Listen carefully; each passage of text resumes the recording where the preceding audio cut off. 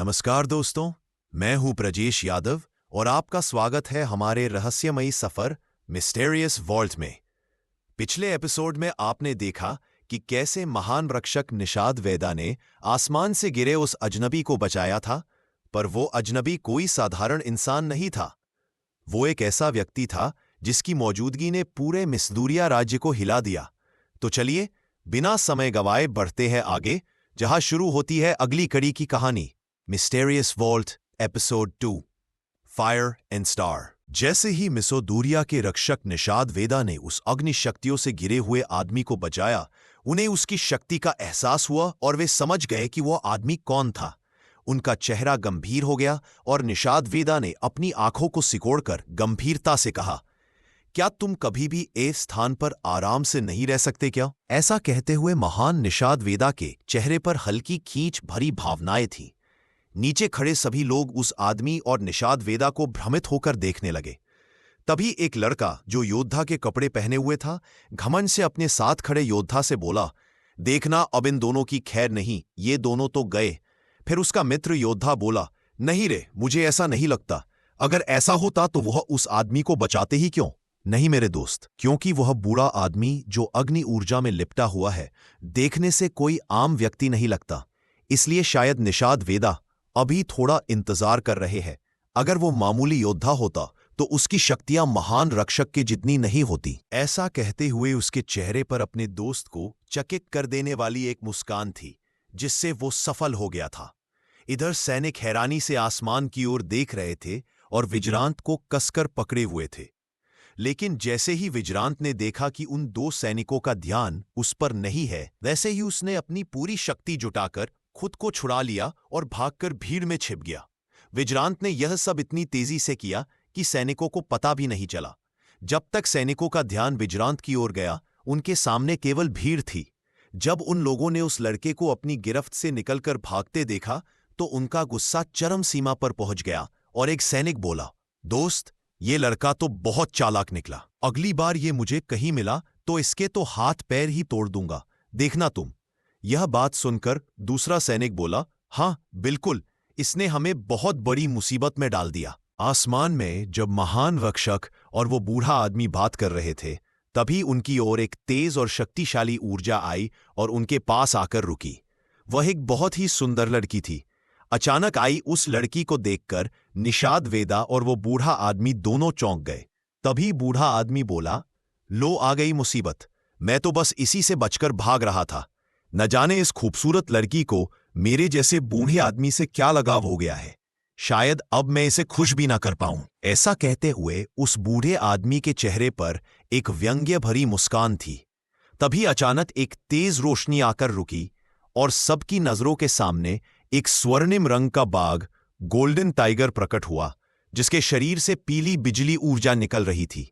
वह बाघ गुस्से से बोला, लूना। गोल्डन टाइगर के चेहरे पर नाराजगी साफ दिखाई दे रही थी। यह देखकर वह सुंदर लड़की मुस्कुराते हुए नाराजगी भरी नजरों से उसे देखने लगी, क्योंकि वह शक्ति के 8वें स्तर पर थी और उसके सामने 3 शक्तिशाली योद्धा मौजूद थे। पर बिना डरे अगले ही पल उसने अपने हुस्न की अदाएं बिखेरते हुए उन तीनों के सामने आकर खड़ी हो गई। वहां उपस्थित सभी लोग उसे देखकर मदहोश हो गए, लेकिन लूना के चेहरे पर जो मुस्कान सबको दिखाई दे रही थी, वह केवल बाहरी थी। अंदर ही अंदर उसका मन भय से भरा था, क्योंकि उसके सामने खड़े थे वही 3 योद्धा। लूना समझ गई थी कि वहां रुकना उसे खतरे में डाल सकता है। वे तीनों कभी भी उसे परास्त कर सकते थे।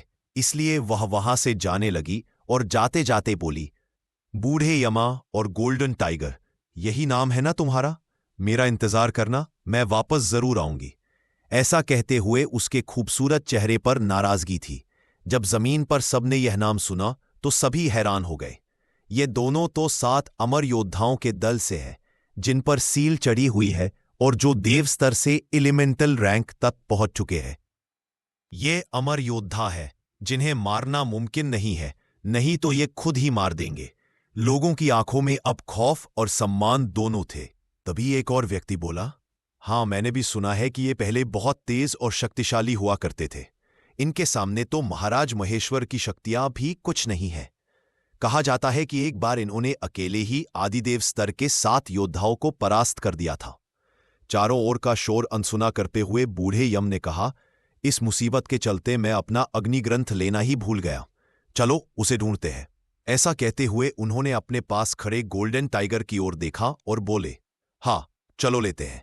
जब वे जमीन पर पहुंचे तो बहुत खोजने के बाद भी वह ग्रंथ नहीं मिला। गोल्डन टाइगर परेशान होकर बोला, कहाँ गया वो ग्रंथ? यह सुनकर बूढ़े यम मुस्कराए और बोले, चिंता मत करो, मैंने उस पर पहले ही अपनी आत्मशक्ति की सील चढ़ा रखी है।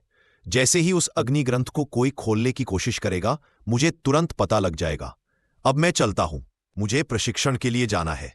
यह कहकर यम और गोल्डन टाइगर दोनों गायब हो गए। उन्हें जाते देखकर निषाद वेदा ने अपना सिर हल्के से झुकाकर हामी भरी। वे अपने मित्र को रोकना तो चाहते थे, पर जानते थे कि बूढ़े यामा को अकेले रहना पसंद था। दोनों को जाता देखकर निषाद वेदा भी वहां से गायब हो गए और धीरे धीरे भीड़ भी छटने लगी। उधर एक दूर पहाड़ी की गुफा के अंधेरे में एक लड़का जगमगाती मोती की रोशनी में एक किताब थामे बैठा था। लड़का बोला, यह किताब खुल क्यों नहीं रही? बहुत कोशिश करने के बाद भी जब किताब नहीं खुली तो उसने झुंझलाकर उसे झटका। तभी किताब पर बना स्वर्ण चिन्ह तलवार का आकार उसकी उंगली में लगा, जिससे उसकी उंगली से रक्त निकला और किताब पर गिर गया। तुरंत किताब से अग्नि ऊर्जा निकली और वह खुल गई। पहले पृष्ठ पर लिखा नाम देखकर वह मुस्कुराया और बोला, ये तो स्वर्ण अग्नि ग्रंथ है। इसमें तो ढेर सारी तकनीकें होंगी। अगर मैं इसमें लिखी तकनीकें सीख गया तो आसानी से मुकाबला जीत जाऊंगा। तब मुझे बड़ा इनाम मिलेगा और सिद्धार्थ आश्रम में पढ़ने का मौका भी मिलेगा। वहां जाकर मैं अपने चक्रों को जागृत कर शक्तिशाली बनूंगा। यह कहते हुए उसके चेहरे पर एक बड़ी मुस्कान थी, पर अगले ही पल उदासी छा गई। वह बोला, पर मैं लड़ूंगा कैसे? मेरे पास तो बस दादी का दिया हुआ लॉकेट और ये लोहे का भाला है। और मेरी दादी तो ये भी नहीं बताती कि मेरे माता पिता कौन है और कहाँ है। मैं 3 दिन बाद होने वाले मुकाबले में हिस्सा कैसे लूंगा? मुझे तो बस बचना और भागना आता है, लड़ना नहीं। वह ये सब सोच ही रहा था कि तेज हवा चली और उसके हाथ में रखी किताब के पन्ने पलटने लगे। किताब का पहला पन्ना खुला। उस पर लिखा था, अपना रक्त इस गोलाकार चिन्ह पर छिड़कना है। वह बोला, चलो करके देखते हैं। जैसे ही उसने अपना रक्त उस चिन्ह पर छींटा, तेज रोशनी जगमगा उठी और किताब से नीलम रत्न वाली एक अंगूठी निकली। उसे देखकर वह मुस्कुराया और बोला, इसका मैं क्या करूंगा? पर कोई बात नहीं, अभी इसे अपने पास रख लेता हूं। यह कहकर उसने अंगूठी पहन ली। फिर उसने दूसरा पृष्ठ खोला। उस पर लिखे शब्द चमकने लगे और वे शब्द रोशनी का रूप लेकर उसके दिमाग में प्रवेश करने लगे। यह सब इतना तेज हुआ कि लड़के को संभलने का मौका भी नहीं मिला। जैसे ही वे शब्द उसके दिमाग में प्रवेश किए, उसे एक तेज झटका लगा और वह बेहोश हो गया। वह लड़का कोई और नहीं बल्कि विजरांत था। कुछ देर बाद उसे लगा कि कोई उसे हिला हिलाकर उठाने की कोशिश कर रहा है। वह उठा और अपनी आंखें खोली तो अपनी दादी को सामने पाया। दादी ने कहा, बेटा विजरांत, तुम अभी तक क्यों सो रहे हो?